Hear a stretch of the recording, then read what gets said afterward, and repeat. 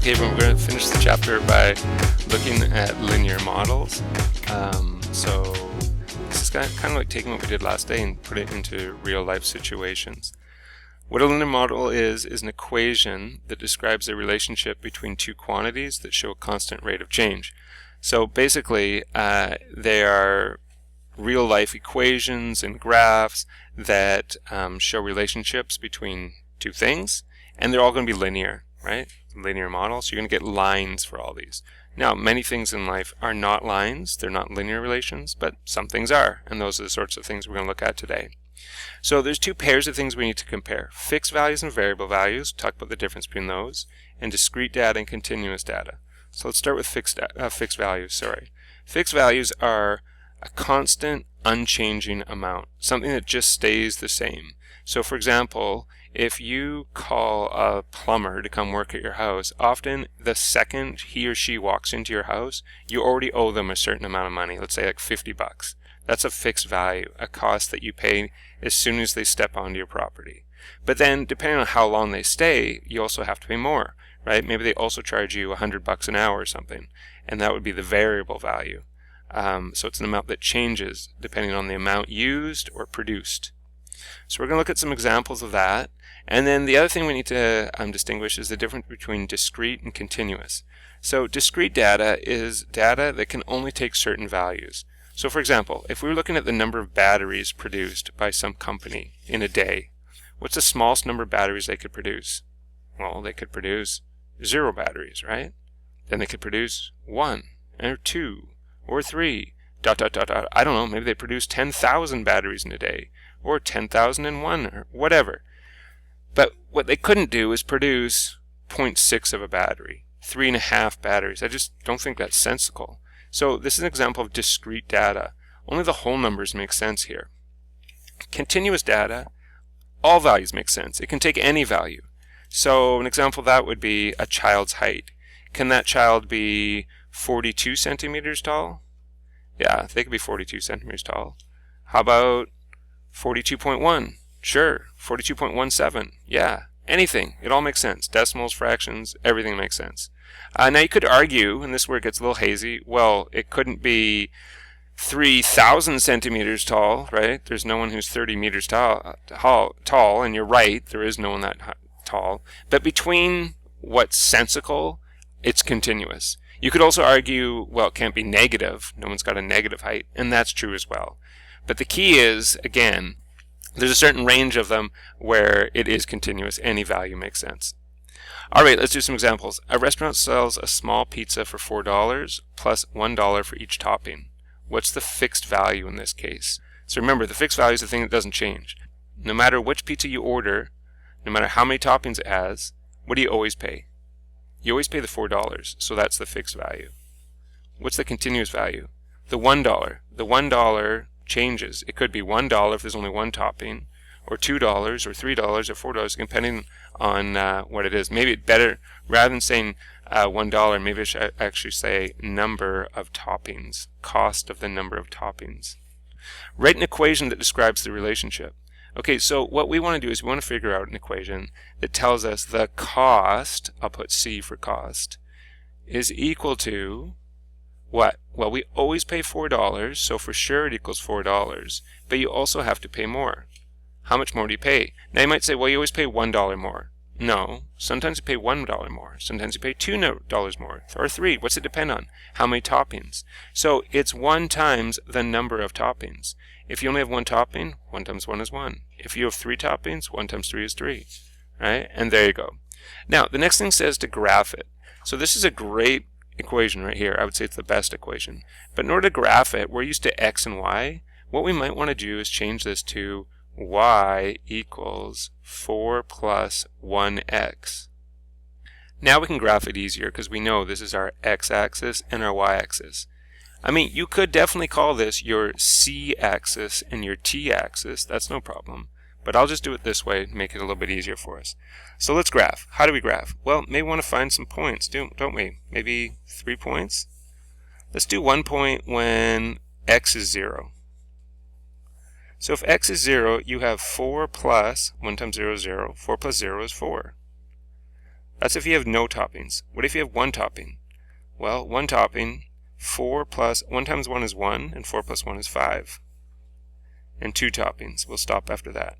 4 plus 1 times 2 is 2, so 4 plus 2 is 6. There's 3 ordered pairs for us to graph. 0, 4, 1, 2, 3 is right here. 1, 5 is here. And 2, 6 is here. By the way, I should be a good teacher here and make you write down some stuff here, so some numbers along here. And what's this all about? This is number of toppings. And on the side we have cost. And again, we have our zeros, 1, 2, 9, 10. Okay, so at this point, what did we usually do? I told you last day to now pick up your ruler and draw a straight line. Should we do that here? Actually, no, you shouldn't. Because if you do that, if you draw a line, then you would be saying it's continuous data. Every point works. I guess I should put here, can draw a line. And on this one, no line on the graph. Okay, so you can continue this on, right? I can see the pattern. It just goes dot, dot, dot, dot, dot, dot, dot, like that, but I should not join them with a line. Because this is discrete data, which is the next question. Is this discrete or continuous? It's discrete. Why is it discrete? Because it doesn't make sense to say, oh, I'd like 1.5 toppings. Right? What's that mean, 1.5? 2.1 toppings, 3.7 toppings. That doesn't make sense. The only thing that makes sense is no toppings, 1, 2, 3, 4. Only the whole numbers make sense. How much would you pay for a pizza with 5 toppings? Well, there's a couple ways you could do this, isn't there? One way is you could look at the graph. This is probably what most of us would do.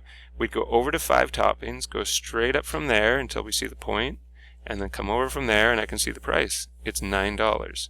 It's going to cost $9 for 5 toppings. The other way you could do it is use our wonderful equation that we came up with up here, right? If we want 5 toppings, that's t. Put 5 right there. 4 plus 1 times 5 is 5. 4 plus 5 is 9. We got the same answer. We better get the same answer. Okay, what if we want to know how many toppings there would be on a $7 pizza? Well, this time, don't go up to 7 here. That's the number of toppings. This is a $7 pizza. Go up to $7.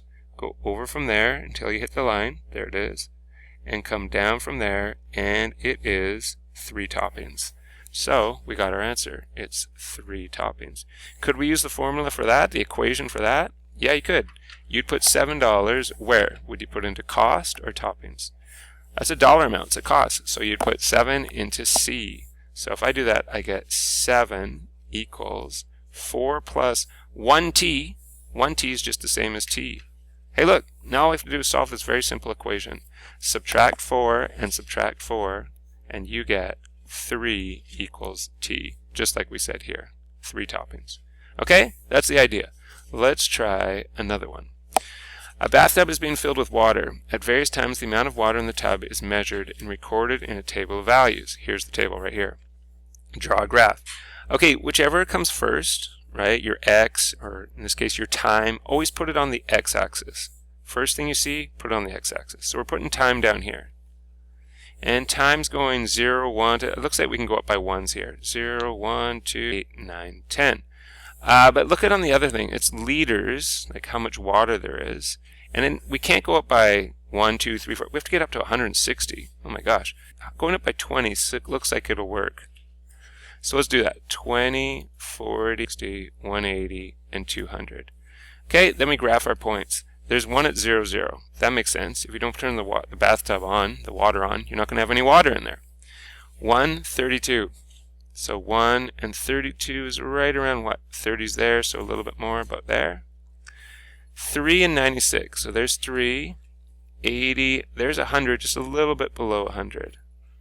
Like there.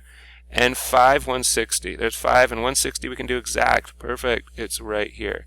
And we should see they line up more or less. Yeah, if we did our points perfectly, they would definitely line up there. So we can draw a line that goes through those. Like that. Is this discrete or continuous? Oops, I shouldn't have drawn the line until we discussed this. Is it possible to leave the water on for like 0.2 of a minute or 3/4 of a minute or 1? Yeah, you can do any time you want. Is it possible to fill it up with 41.3 liters or 42.8 liters? Yeah, you can fill in anything you want. So we don't have to skip anything. In other words, this is continuous data. Okay, C, predict the number of liters in the tub at 4 minutes. So again, we can go along the bottom to 4 minutes. Here it is. Now we don't have an equation, right? So we're going to have to use the graph. You're going to have to do it this time. So we go up from the 4 to here, and it looks like it's going to be right around 120. So that's what I'm going to put down. 120. Make sure you put the units, which in this case are liters. 120 liters. And now we're going to do the opposite. This time it says to predict the time required to have 64 liters in the tub. So we go up to 64. Remember, halfway between 60 and 80 is 70, so we got to go a little lower. I would say it's right around here. So we go over to there and then down. Is it going to be at 2? Maybe just a little tiny bit more than 2? It's so close to 2 that I think we should just stick with 2. We might be a tiny bit off, but let's do it. Now, it's not 2 liters, is it? What was our time measured in? I should have actually written it down. Time is in minutes. So this is 2 minutes. Alright, one more. A snowmobile dealership pays $3,000 rent per month for the building and makes $500 profit on the sale of each snowmobile. Okay, this is a hard question. So write an equation that talks about their profit for the month. So we'll start the equation with P equals. How do we figure out their profit? Well, first of all, this 3,000, is that money that they have coming in or going out? That's rent, right? So they're going to make a certain amount from snowmobiles, and then you have to take off $3,000 for their rent. So, you know, they're going to sell a bunch of snowmobiles, get a whole bunch of money, hopefully, and then take $3,000 off. Whatever's left is their profit. Okay, let's look at the snowmobile now. Every one they sell, they get $500 profit. So, 500, right? But what if they sold more than one? If they sold 2, it'd be 1,000. If they sold 3, it'd be 3. So what should we do? We should put our next variable in here. We're talking about snowmobiles, so I guess we could put S, but I don't like S's. They look like 5. I'm going to put, you know what I'm going to put X. Because, again, I might even want to change this to Y, because we're going to graph it next. So I think I will actually change this to Y, just to make it a little bit easier for us to graph. But this will tell us the profit, right? Pretend, for example, there was 10 snowmobiles. We'd go 500 times 10 to see how much they made from the snowmobiles. Then we'd take $3,000 off because of rent, and we'd be left with their profit. Okay, so we need some points. I'll make my little table here. Well, we might as well do, whoops, XY, not X0. I'm getting ahead of myself because I am going to put 0 there. What if they sold 0 snowmobiles? And why don't we do 10 snowmobiles? And why don't we do 20 snowmobiles? Okay, we'll do those. Okay, for 0, easy. We go 500 times 0, which is 0. We take away 3,000. Oh, it's a negative number. It's negative 3,000. Well, that makes sense, right? If they sell no snowmobiles, they're going to be in the negatives. They're going to be owing money or losing money. So that makes sense. Okay, let's try 10. 500 times 10, just add a 0, you get 5,000. And now subtract 3,000. 5,000 take away 3,000 is 2,000. They made $2,000 that month. Great. Now let's try 20.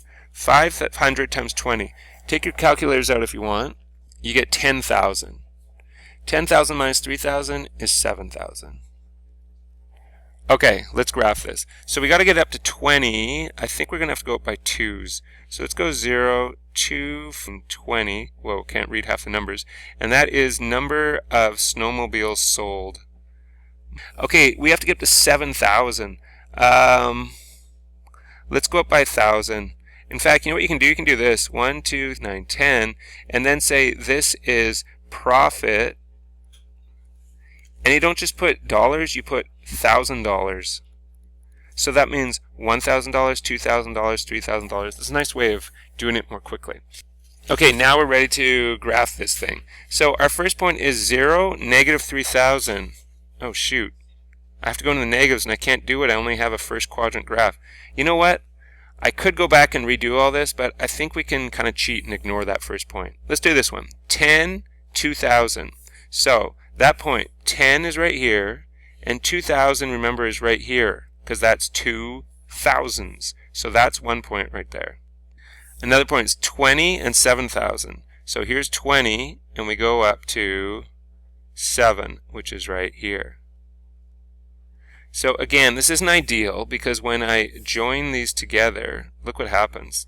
It goes like down here, and we can't really tell where that is. I mean, we could extend, ideally what we would do is extend our graph. And we actually know what this point is right here, right?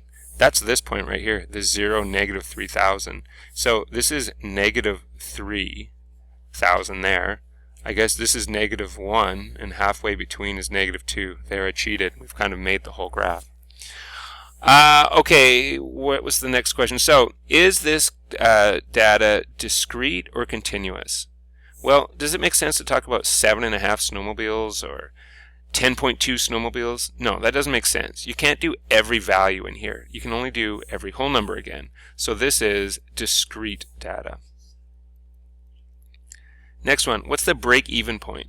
Break-even point is when they didn't make any money, they didn't lose any money. They've got $0 profit. Well, $0 profit is right here. So we go across from there, and we hit the line, and, well, where are we? We're right at 6. So they need to sell 6 snowmobiles. If you're not convinced by that, what number would you put up here if you wanted to solve the equation? What we want to know is, when's the profit? Remember, this was our P here, the profit. When's the profit equals 0? Not negative, because that's losing money, and not positive either, that's gaining money. That would be gaining money. What if you had 0 right there? Well, you'd have 0 equals 500x minus 3,000. So let's solve that. I know it looks scary with the 0, but we do the same steps. We got to get this x by itself. We'll add 3,000 to both sides. 0 plus 3,000 is 3,000. And we still have 500x here. Then we divide both sides by 500. And 3,000 divided by 500 is 6, exactly what we said here. What's the profit if 15 snowmobiles are sold in the month? Okay, so you could use your graph. You could go out to the 15, which is right here, go straight up until you hit the line, and then straight over from here, and you'll get your amount. Looks like it's right between 4 and 5, right? So what's that? 4.5 thousand, and 4.5 thousand, hopefully this makes sense, 4.5 thousand is the same as 4,500, right? 4.5 is 4,500, or 4,500. Alright, so it's kind of doing what we did last day, but much more real life. If you have any questions, you let me know, and I'll help you out. Bye.